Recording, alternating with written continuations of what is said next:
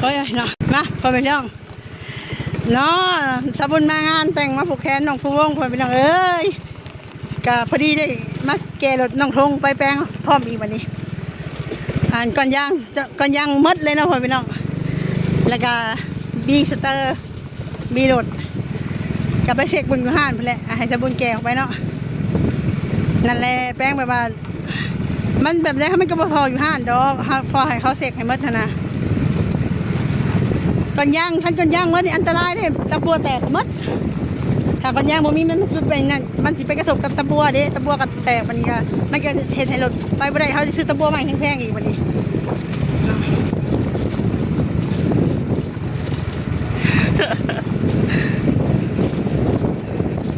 กำลังม่วนเนาะงานแต่งเนาะรถกระเพาะโย่เอาไปซื้อมาจำเงินไปค่าก็มาจูงเพิ่น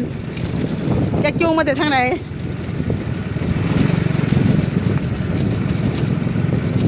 คือว่าอะไรเนาะรถเขาขี่ใช้งานคู่มือเนาะ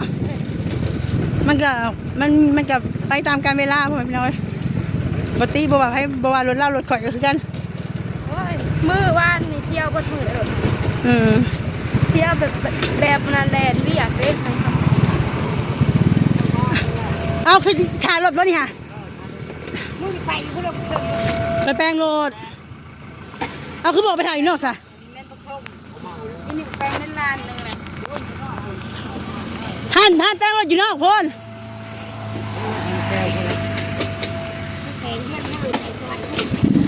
นี่นะ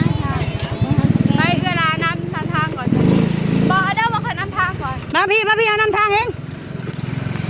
เลยทางแรกเสียเงินเหรอเอานำทางเลือกขี่ก่อนแล้ววะเขานำทางเถื่อเขาจะนำบททันเลยแหละ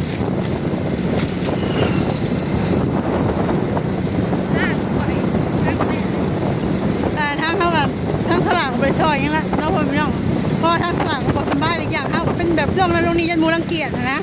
ท่านไอ้กับแม่ให้อยู่บนมูให้กินเนาะ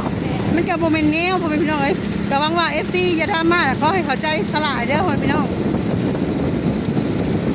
คือเรื่องแบบว่าอาหารการกินในเขาสิเขาไปมั่วน้ำพอได้พ่อพี่น้องเลยเพราะว่าแม่นเพราะเขาแบบว่าบางทีเขาไอ้ได้เลยจังหวะเขาเชื่อว่าเป็นวันละโลกเป็นนั่นเป็นนี่นะไอ้มันอันตรายถ้ามันติดกันง่าย